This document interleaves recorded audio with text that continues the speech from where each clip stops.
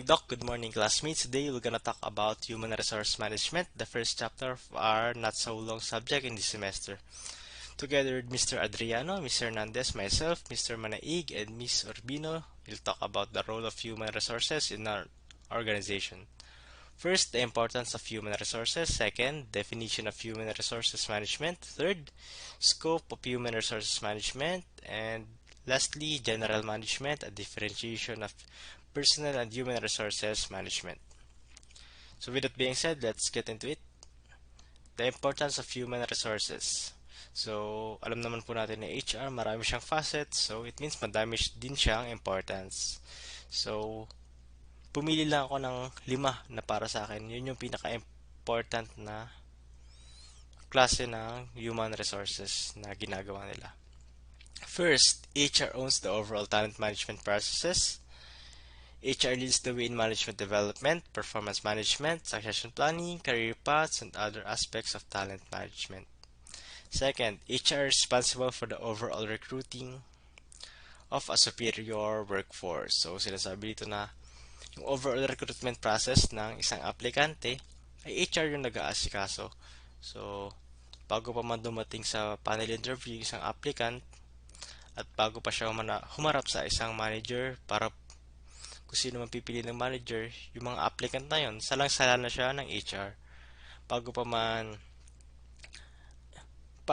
bago pa man i-panel interview, alam ng HR, alam din ng mga managers na capable yung taong yun. Kumbaga, depende na lang sa preference ng manager kung sino yung pipiliin niya. Third is, HR is responsible for recommending and instituting strategies for people in the organization that further attainment of the organization's strategic goals. If your organization is changing direction, developing new products, changing mission, vision, or goals, HR must lead the way with the employee programs and processes.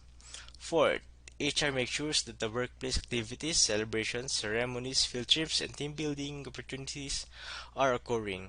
Other employees plan and implement activities with or without HR's help, but the HR leader is generally responsible for monitoring the budget and providing committee oversight. So, sinasabi dito na kung ano mang gawing activities, events, Christmas party, team building, HR po yung nag-aasikaso yan. Kaya nga po pag may mga events, HR po yung host, HR po yung nag-aayos ng registration, kung sino mga dadalo, and for pagka may mga seminars, HR po yung nag-i-invite ng mga speakers, yung mga ganun pang bagay. Lastly, HR advocates for employees who have an issues or conflict with the management. Not everyone loves each other, but they do need to develop effective working relationships with contributions and productivity. HR can help by knowing the players and taking the necessary role of advocate, coach, and or mediator. So, sinasabi dito ni HR, kumbaga, HR lagi nasa gitna kapag may problema yung isang employee sa isa. Kumbaga, dapat pinag-aayos silang HR. HR yung mediator ng kahit anong conflict sa isang company. If ever na issue kasi isang company, kung may problema ka, alam naman po natin na isa yung HR sa mga approachable yung staff, matutulungan ka nila sa anumang bagay na gusto mo. Kung may problema ka, pwede ka na lang bigyan ng payo yung sa mga employee relations staff ng HR department sa isang company or organization. Yun lang po. Maraming salamat. Good day, everyone. My name is Benedict L. Adriano. So today I present to you about the human resource management definition. So technically, you have heard something about the importance of human resource management presented by Mr. Maru. Today I want to proceed let's talk about the human resource management. So at this point, I wanted to explain it word by word for our better understanding. So I will start with the human. Human, an individual who is considered the most significant and critical resource and asset for an organization's growth and development.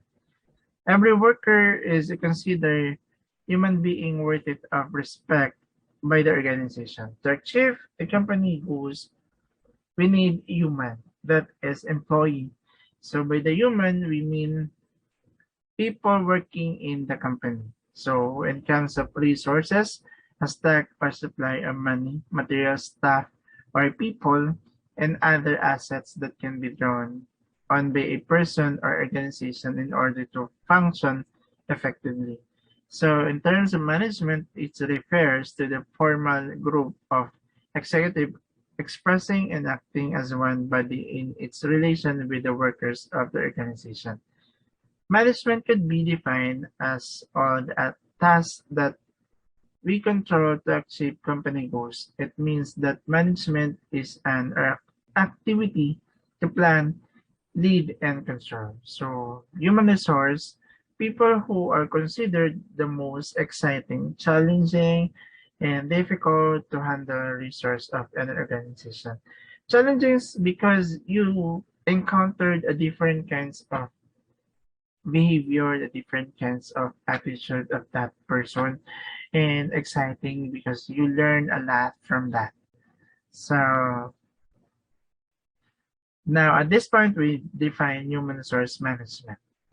Human resource management is the art of science of acquiring, motivating, maintaining, and developing people in their jobs in light of their personal, professional, and technical knowledge, skills, potentiality, needs, and values in accordance with the organization's philosophy, resource, and cultures for the maximum achievement of individual, organization, and society's goal. At this point, we need to motivate your employee, especially to achieving the company's goals.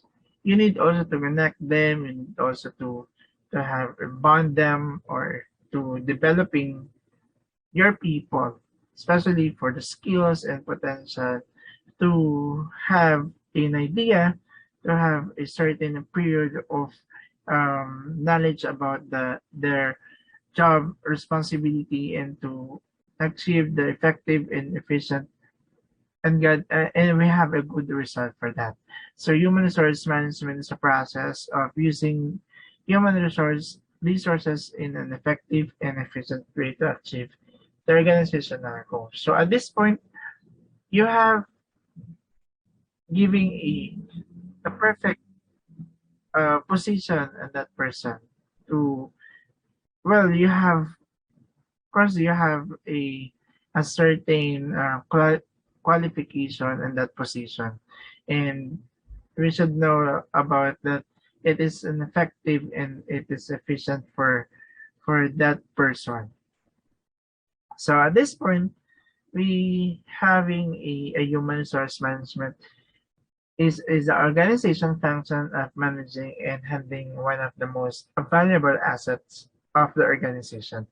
That is an employee. So at this point, a sum of the meaning of human resource management is managing people is in any organization. So at this statement that I want to point out here is um, human resource management is also is a managing people, so holding and controlling the people. So at this point, I want to have I have some of I prepare also a quotes, some of quotes coming from the different authors. So let's start to George Alton Mayo. George Alton Mayo is a father of human resource management, and he stated that a management in any continuously successful is not related to a single worker, but always to work as a group. So human resource management is responsible for maintaining a good relation in the organization. So George Alton Mayo want to point out here is about in every single successful organization that we have a teamwork, we have a group mates. So we have a good relation as a group. So at the end of the day, we have a good result for to achieving technically to achieving a company's goal. So, and also we want to emphasizing it that as human resource management, they are responsible to have or maintaining a good relationship in within the organization to better have a better communication to have we don't have barriers and to easily to communicate them. So based on according to Edwin B. Lipo, he is an author. Actually, he is the book of under his is about a principle of personal management. So Edwin B. Plipo said that the human resource management is a planning, organizing, directing, and controlling of the procurement, development, resource to the end that individual and societal objectives are accomplished. So she want to have a accomplishment. We have accomplishment. So to organize, the directing, and that they have a planning, controlling in terms of um, the attitude, the behavior, the disciplines of every employee. So we and also to following the instructions or rules or regulations coming from the management. So at this point, we, let's move on and Endel and French. So based on him statement that human resource management has the recruitment, selection, development, utilization, compensation, and motivation of human resource by the organization. So as human resource management, we have a selections in terms of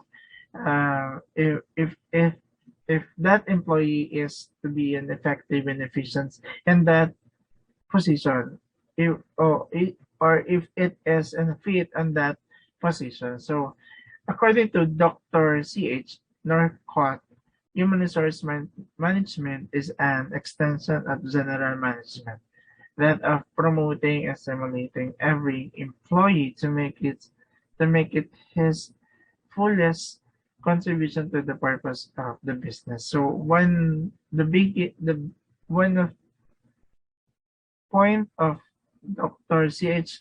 Northcott is about the contributions of every employee to achieving the company goals. So Scott, Clutter, and Spargel, human resource management as the branch of management which is responsible on staff basis for concentrating on those aspects of operation which primarily concern with the relationship of the management development of individual and the group. So at this point, the end of my presentation. So if ever you have something clarification or concern, I will answer it and then addressing it in a live. Maraming salamat and mabuhay. Good morning, Doc. Good morning, classmates. I'm Alva Paupi Urbino, and first group for reporting human resource management. So I'm the one who's gonna report scope of human resources management. So scope of human resources management. The scope of human resources management becomes more extensive as management endeavors to meet the needs and goals of its people in the organization. So, ano nga ba yung mga kailangan or saklaw ng isang human resources management? So, bakit nga ba ito kailangan? Kailangan ito para ma-maintain or for the loyalty of one employee to the company, the commitment of the employee to one company. Dito rin makita ang mga promotions, job design, job evaluation, mga training and development, on how to recruit the applicant for one company if he or she is applicable for that position, on how we select people until they deploy to the position. So there are 4 scope of human resources management. Number 1 is job organization and information. It is related to jobs. In job analysis, every job is defined in terms of duties and responsibilities and of the qualification of the job holder. This function also includes job design and job evaluation. So, in job organization, dito mo makikita yung mga duties and responsibilities and qualification for the applicant. This is also include job design and job evaluation. So, for example, applicant ka for one position. For example, the position is accountant. So, ano ba yung mga qualification for an accountant? So, syempre, if we say accountant, dapat pasado for the board exam. And then, graduated as Bachelor in Science, major in accountancy. So, that's the example of job organization and information. Doon nyo po makikita kung ano yung mga qualification for that position. And then number 2 is the acquisition or procurement function. Starts with the planning of human resources in relation to available jobs. The quality and quantity of the present staff guides the organization in determining how many more or how many less is needed and how the good the workforce is. This phase also consists of knowing the demand and supply of this resource and integrating it into the strategy of acquiring more or retrenching the force in light of the organization needs and goals. So, when we say procurement, it is the process. So, process in determining applicant for one position. So, kung ilan ba yung kailangan ng isang company or kung marami or konti ba ang kailangan para dun sa position na yon, kung isa or dalawa ba. So, that's the acquisition or procurement function. So, para din malaman kung or force in light of the organization kung ano yung needs tsaka yung goals. So, the next one is the process of procurement function. So, number 1 is the recruitment. So, what is recruitment? Process of recruitment. So, recruitment is, for example, the HR, the human resource management post it in the parang job online. For example, the LinkedIn, ano pa ba, job street. So, magpo-post sila doon for the vacant position. And then, so maraming mag-a-apply. And then, after that, the human resource management will going to call or contact the applicants. And then, doon na po papasok yung screening. So, when we say screening, as of today po kasi naka-online application. So, sa screening, siguro more on interview with the HR and then merong konting exam. And then after that, if the human resource parang na-screen ka na, doon na tayo sa selection. So, selection, if ikaw na yung napili for that position, ito na yung time na parang i-interviewin ka ng mas superior or mas ahead or pwede ring dun sa magiging head or superior po ng isang department. So after you pass the selection or the screening of the human resources management, na ipasa mo na the interview for the position or for the head of your department which you are applying, doon na po papasok yung placement of employees. So, ito na yung deployment for the position. So, yon. So, ikaw na yung napili for that position. So, the next one is the maintenance function. Comprises motivation, compensation, and administration, rewards and sanctions performance evaluation, benefits, services, maintenance of discipline and working conditions that are necessary for worker retention, industrial relations which to some extent may also fall in the rubric of development function. It's a very important phase of this function. So, in maintenance function, so ito yung motivation na nga. So, compensation. When we say compensation, ito yung mga salaries and wages. Tapos, yung and administration, tapos rewards and sanctions. For example, parang ikaw yung nag-excel sa isang department or for the section. So, pwede kang mabigyan ng rewards. Ang human resource management parang gagawa ng performance evaluation.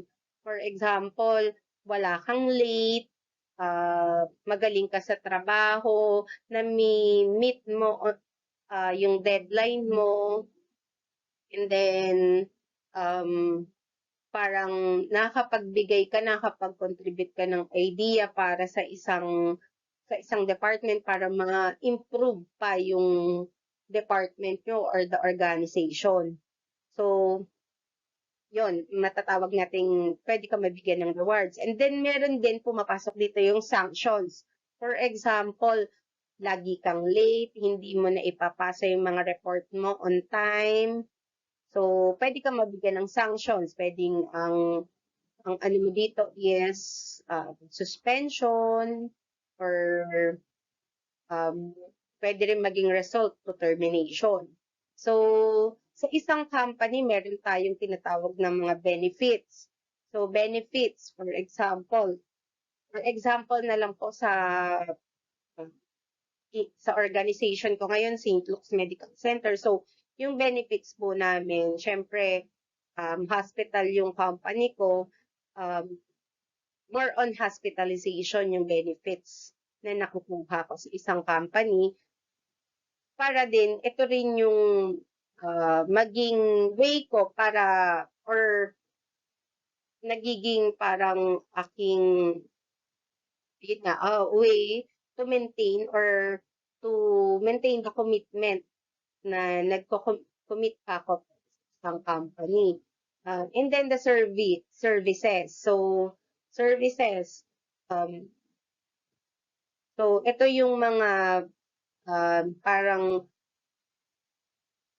evaluation din kung ikaw parang pwede kang tumagal for the 5 years, 10 years, 15 years.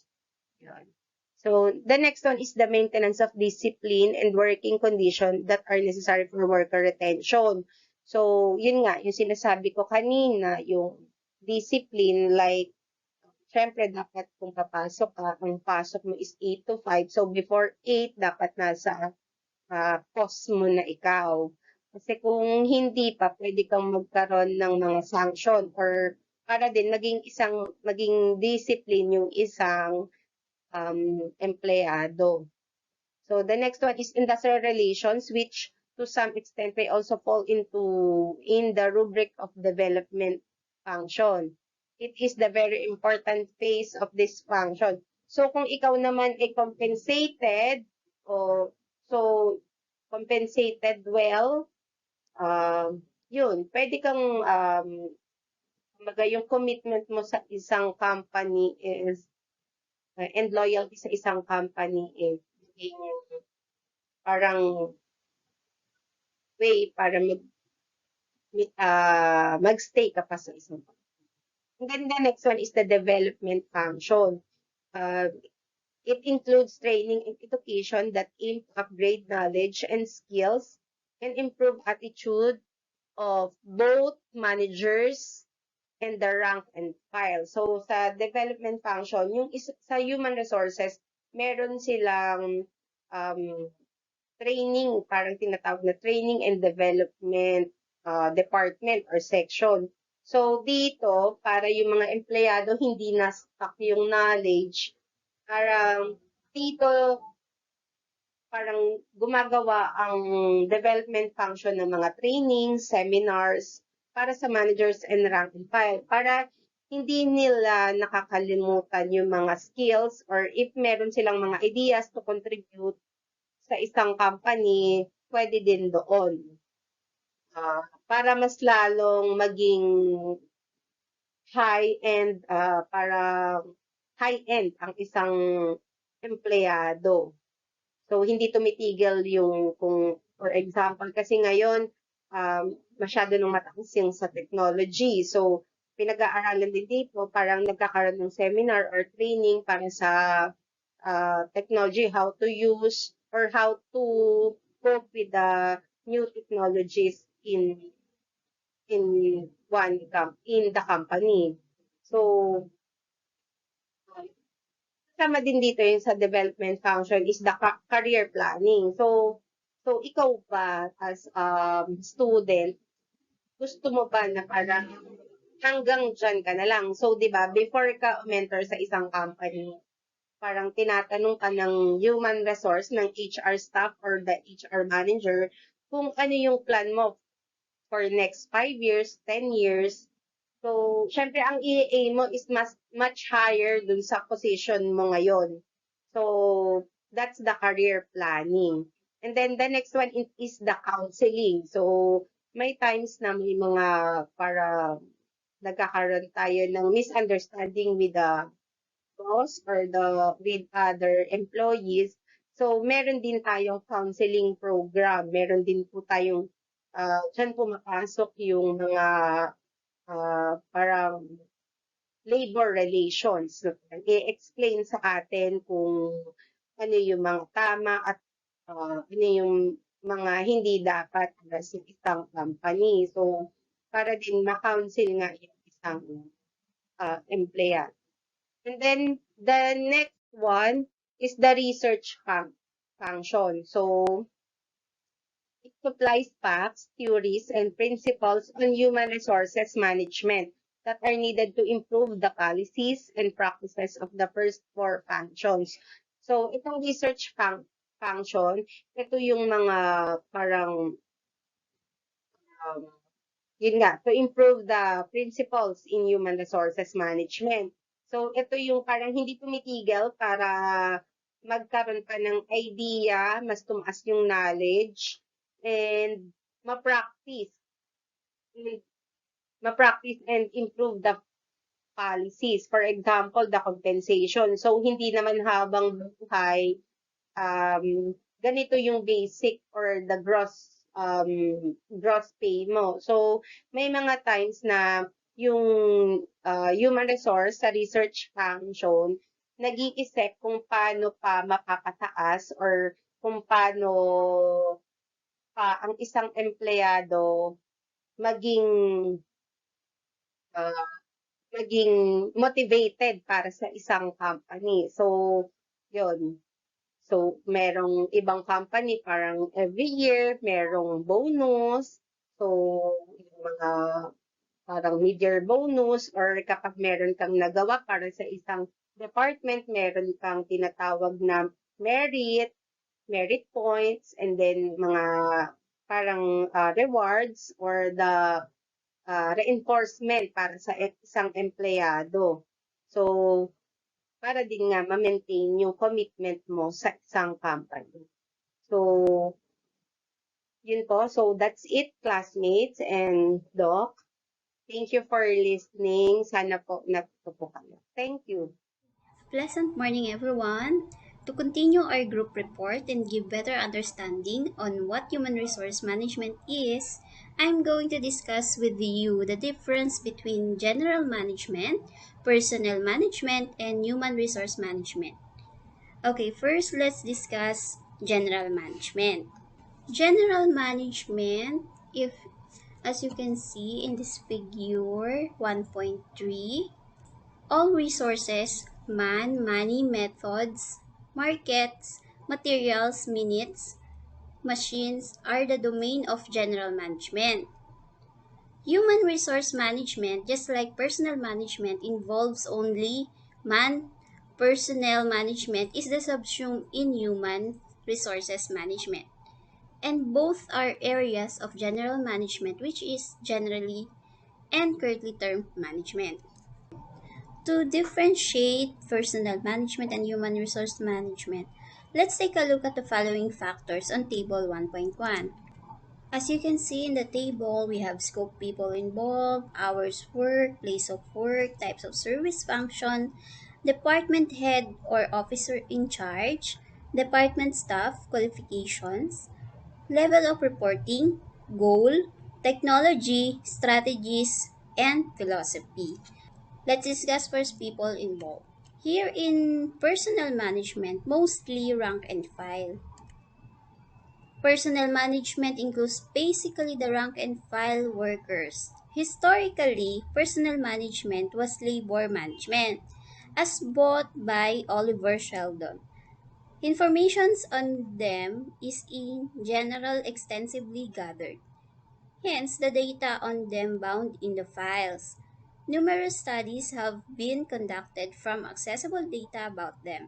The rank and file workers receive much attention in the areas of motivation, group work, change, and other related variables. On the other hand, there is not as much information about the middle and top managers that is accessible for study. The personnel manager deals with the rank and file workers. The middle and top managers are the domain of a chief executive officers or the CEO. In contrast, all of those who help in the achievement of organizational goals from top to bottom level of organization are covered in the more embracing umbrella of human resource management. These include the Chief Executive Officer, line managers, staff, consultants, or resource persons, personnel and technical group, and rank and file workers. Every person who works with the organization is an important resource, and thus information about each is needed for a holistic approach of improving and developing organization. So, in personnel management, the executives and consultants are seldom alluded to as personnel. Only the rank and file are referred to as such. Neither do the former groups appear in the personnel files. Their records are held secret and secret which only the chief of executive officer has access to. The rank and file are valued by their supervisors. But we may ask ourselves the questions, who will evaluate the chief executive or supervisors? So, dun pa lang, parang meron na tayong nakikita na problem, di ba? Kapag under personnel management ang ating HR. This is an issue that has been not been adequately addressed in personnel management, which suffers from lack of data of managerial staff and post-its that managers are not subject for analysis and evaluation. In human resource management naman, there has slowly evolved a conscious and deliberate process of selecting the members of the board of directors or board of management or board of trustees who can offer not only financial equity but also professional and technical knowledge and skills necessary in the management of the organization. In short, human resource management is more embracing in people coverage. Okay, second factor is hours of work. Under personnel management, we have full-time work only, while human resource management, we have full-time, part-time, and flex time. While personnel management places relatively greater emphasis on full-time workers, which are those who are in work setting for 40 hours or so a week according to the labor code. Two other type of workers, the part-timers, flex-timers, falls under human resource management. Members of board and consultants or resource persons are as much a concern of human resource developers. Whatever assistance they can give to achieve the organization goals is valued. Howsoever short the time period, this help is sought for. In fact, the board of members and consultants generally receive sizable remuneration relative to their help irrespective of the short time period they are with the organization. So, flex time has been resorted to by some organizations consideration of the nature of work activities, climate, transportation, facilities, family needs, and other factors. So, according to the researchers, for instance, can work more and better on their paperwork and research project in the quiet of their homes until the late hours of night or early morning hours. However, it cannot be denied that under the present Philippine work settings, which organization seems to be more concerned with the time one spends of the office or sa plant relative to the concern towards the workers' output, the advantage which human resource management gives is terms of hours of work.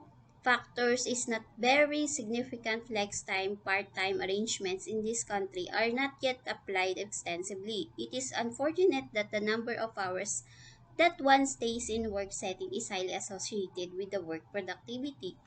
So, sa panahon natin ngayon, 'di ba, since pandemic, meron na tayong tinatawag din na hybrid type of work. So, minsan ka lang nasa office, tapos nasa bahay. O yung tinatawag nila na work from home na arrangement. So, third factor is place of work. Under personal management, place of work can be formal settings, office, factory. In human resource management, formal and informal settings. So, you can see here in my picture settings na meron tayong PPE, like yung iba informal, nakaupo lang, siguro mga artist sila, tapos yung iba naman nasa office. This dimension is highly related to the factor of hours of work as mentioned above. The full-time rank and file workers are expected to report work in their respective formal work settings in personnel management. On the other hand, human resource management afford more flexibility with regards to the time and place of work which the staff and workers find less rigid, more emotionally satisfying, and more productive. 'Di ba? Yung kapag sinasabi natin like sa office natin, yung iba pwede silang mag part-time, mag full-time, may flexible time na rin ngayon. So, depende yun, nakaka-apekto yung place of work mo. Kasi, minsan, di ba, may mga nasa operation na hindi sila pwedeng mag-flexible time since kailangan sila sa operation.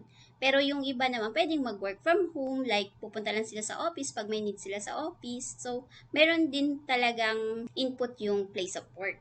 Yun nga yung sasabi natin. An exception to this are bank employees who have to be in their work settings continuously during work hours. However, employees performing functions necessitating close coordination with other groups of employees and workers must report in the designated places of work during their meeting hours. So, flex time workers are allowed to produce even in confine of their homes and other places. Yun yung sasabi ko kanina. Diba yung iba naka-work from home lang sila, pwede sila mag-work from home like yung mga graphics artists. Nasa bahay lang sila pero nakakapagpasa sila ng mga workloads nila. Sa accounting naman, like us, pwede rin naman kami mag-work from home pero may times kasi na may, kunwari naka-assign ka sa, like me, sa taxes, need pa rin natin na pumunta sa office to prepare those returns that are tax payable. Board members and consultants are sought out their most convenient time in their preferred venue. Even full-time managers execute their duties not only in their offices but also in formal settings like the golf links, seminar rooms, bars. They search more investments and equity markets, better technology, less expensive but better material resources. Fourth factor, types of service and functions. So, historically, personal management has been offering relatively limited services. Hence, functions are fewer and repetitive. It has been associated with mechanical and routinary record keeping of data concerning personnel with annual celebrations like Christmas party and Foundation Day, and with industrial relationship management, labor relationship. Recruitment, selection, motivation were done mainly by the CEO and department managers, although they were informally called personal functions. On the other hand, human resource department is tasked with multifarious services. In some organizations, anything outside the human resource management resulting in very complex and complicated web of services.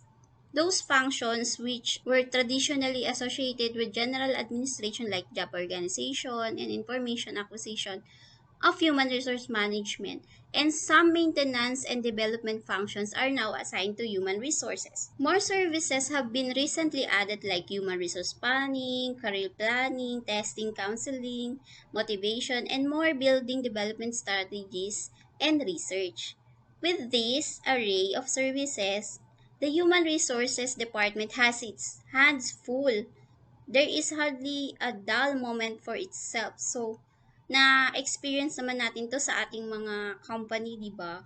May iba-iba silang ginagawa yung HR natin para mapabuti yung organization. On the other hand, the record keepers in personal management wait listlessly for their data to be used by its lawyers who fight the legal battles of administration, the resolution of management labor conflicts. Annual socials activity planner in personal management become busy only at Yuletide and Foundation Day celebrations, generally speaking. Fifth factor, department head or officer in charge. So under personal management, we have administrative officer or chief executive officer. Under human resource management naman, separate human resources department manned by human resource specialists. The few and simple tasks of personnel and lodge in the general administration office, more often than not, the chief executive officer or general manager is responsible for the implementation of these scanty services. In addition to his other general management functions, a legal officer and an aide man, the legal officer or unit are directly responsible to chief executive officer. The personal department's activity being very simple and mechanistic were downgraded and not only seen as ineffective but frankly often were ineffective as critically analyzed by John Clements. Any generalist could function as paymaster or personal records keeper. A failed line manager was dumped with other repetitive and challenging personal function which even a non-college graduate could do well. Personal work, therefore, is and has been nothing else but mainly industrial relations. In contrast, the Human Resource Department, tasked with traditional and new services, is a separate department headed by Human Resource Manager who is specialist in behavioral sciences. Most of his staff in the various sections are also human engineers. Next factor, we have department staff qualifications. So, the complexity of human resources management services calls for more professional qualifications like a college degree backed up by sound knowledge of and apt skills in human behavior. Since financial resources of or the organization should be in the hands of people steeped in keen professional finance prowess, human resources management therefore should be the order of human resource specialists. It cannot be relegated to generalists or to lawyers whose orientation is other than people. The behavioral scientist supplants the lawyer as head of human resource department, while the social science researcher takes the place of records clerk. They graduate in courses like business management or commerce, with courses in psychology works in lieu of accounting clerk on project in job information and organization, compensation, administration, performance evaluation, movement, benefit, participation, and services programs. Factor number 7, level of reporting. Under personal management, we have lower level to the line managers, and human resource management, higher level to general manager or chief of executive. The level at which personnel management staff report is comparatively lower. They are under the supervision of any line manager, either administrative, finance, production. On the other hand, human resources management staff report directly to general management. Clements mentioned that in even more enlightened organizations where senior line managers join the board, the human resource management is also becoming a broad appointee. The level at which human resource staff report is therefore upgraded just like their qualifications. In very big organizations like San Miguel Corporations, the term human resource management is used at the higher corporate level. It is part of a strategic corporate planning. The nomenclature personnel management is used at the operational level like at the divisions of brewery, ice, products, poultry, etc. Another factor is goal. Under personal management, accomplishment of organization goals being emphasized. Under human resources management naman, accomplishment of organization and individual goals. Conceptually, the goals of personal management and human resources management should be similar, achievement of organization and individual goals. However, practices many organizations show a difference between the two. The achievement of organization goals is the prime end of personnel management. People, therefore, like money, machines, markets, are means to organization ends. Although this is not enunciated in company brochures, practices barely written that printed policy statement. In contrast naman, under human resource management, purports to accomplish not only organization goals but also individual goals. Diba nga, kapag meron kayong human resource management, meron diyang mga trainings, tapos yung goal nila is targeted para enhance yung skills mo, etc. etc. Ganon. One set need not be gained at the expense of the other. Yun yung parang goal ni human resource management. So, the concept of alignment shown in figure 1.4, which illustrates the gap between personal and organization goals and their corresponding effect. The greater the incongruence between individual goals and organization goals, the more likely conflict arises. On the other hand, harmony results where both goals and align with each other. So, pag sinabi natin na personal management, ang goal nila is accomplishment lang ng organization. Unlike sa human resource management, kasama pati yung goals as individual. Next factor, we have technology. The organization-oriented personal management tends to be structural and mechanistic. So, mechanistic meaning structures that are designed to induce people to behave in predictable and accountable ways. It is highly content-oriented with emphasis on the technical phase of managing personnel. Rigidity, therefore, most likely characterizes the schedules followed, forms used, and interpretation of people's behavior. Personal management waits for things to happen and thus it is reactive.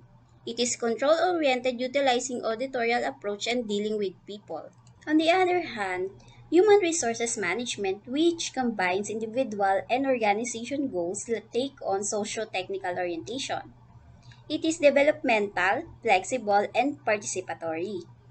Concern for individual growth and development is reflected in flexibility of its schedules, office forms, and interpretation of staff and workers' behavior.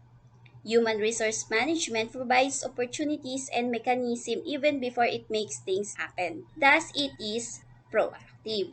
The dynamism grows out of inter and intra-departmental relationship between and among individuals and groups, a concomitant result of multifaceted services the human resources department has to render. The employees' involvement and participation are sought for, harnessed, and developed. Thus, it is creative and innovative. This paves the way for individual and small groups productivity, which in turn results in better organization productivity.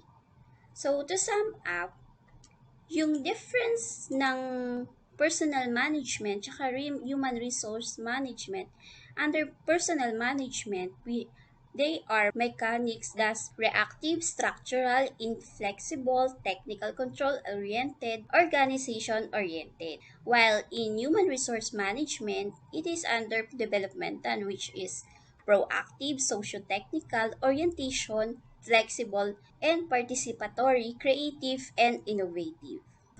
Next factor is strategies. The concept of personal management may be healthy and wholesome, however, practices using its name commonly tend to be personal and subjective. This characteristic is shown in the hiring, evaluation, and promotion practices. For instance, in the Philippines, son of political economic, giant community, even a person professionally and technically unqualified is preferred by the personal manager to one with all qualifications and except family influence. So, may influence din pala yung pag galing ka sa isang political figure. Siyempre, kung sino yung parang kakilala mo na, ganun daw sa personal management kapag kukuha sila ng mga strategic approach. So, ganun yung under personal management sila kung sino yung kakilala nila, ganun. Records are kept secret and confidential for fear that basis for movement may be known far from being rational and may trigger of some conflict in the organization. On the other hand, human resource management is objective and scientific. Kaya tulad ng sabi natin kanina, isa pa yung factor, 'di ba, sa pagkuha ng employees is yung scientific at approach. Siyempre, kailangan may qualifications ka, kailangan mo ng degree, kailangan pati yung, di ba pag mag-apply tayo, mag-exam pa tayo na may kasamang psychological behavior assessment. This is reflected in the relatively new branch of accounting term human resource accounting. This is a new concept in human resource management which involves the application of accounting in determining the developing human resources and investing on people. It is processed to identifying, measuring, and communicating information about an organization, human resources management, and investor decisions. Another factor is philosophy. So, personal management, traditional work orientation with priorities on organization and management welfare, mainly for profit. Okay, under people, an example and factor of production. So, conceptually, personal management is people-oriented. However, in practice, traditionalism is by word in personal management with priorities on the welfare of the proprietor and managers of the organization. In contrast, human resources management is people-based and is characterized by its humane treatment of the respect for the individual and society's well-being. This is reflected mostly during severe economic difficulties, where the philosophy is personnel management based, the first one to suffer from the salary cuts or retrenchment are the rank and file. Whereas in human resource management, organization during the same economic depression, employers content themselves with lower dividends while managers accept pared down salaries and share with layoffs and practice everywhere from biggest to smallest companies as reaction to economic crunch or business failure.